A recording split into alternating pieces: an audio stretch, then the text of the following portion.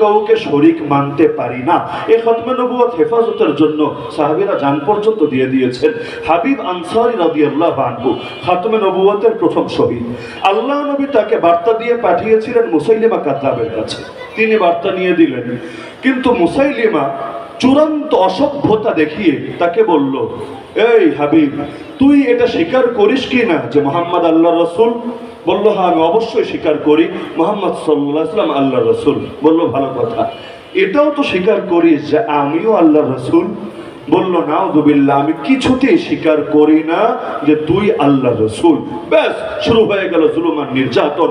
একটা একটা করে তার অঙ্গ কাটা হলো, হাত কাটা হলো, আবার জিজ্ঞাসা করা হলো, পা কাটা হলো, আবার জিজ্ঞাসা করা হলো, নাক কাটা হলো, আবার জিজ্ঞাসা করা হলো, কান কাটা হলো, আবার জিজ্ঞাসা করা হলো, জিহ্বা কাটা হলো, আবার জিজ্ঞাসা করা হলো। একটা একটা করে অঙ্গ কেটে আল্লাহর বান্দাকে শহীদ করে দেওয়া হলো। তো শেষ মুহূর্ত পর্যন্ত, জান দেওয়ার আগ পর্যন্ত এ কথাই সে বলে গেল। এমনকি যখন জিহ্বা কাটা হয়েছে, মুখ দিয়ে কথা বলতে পারছে না, তখন ইশারায় জানিয়ে গেল যে তোর মতো দাজ্জাল আর কাযযাবকে আমি কিছুতেই নবী এবং রাসূল মানতে রাজি না, যার ফলস্বরূপ তাকে শহীদ করা হলো। এই খবর আল্লাহ নবী মদিনায় আল্লাহ তাকে জানিয়ে দিলেন জিবরিল আমিনার মাধ্যমে, তিনি সাহাবীদের সামনে বয়ান করে দিলেন।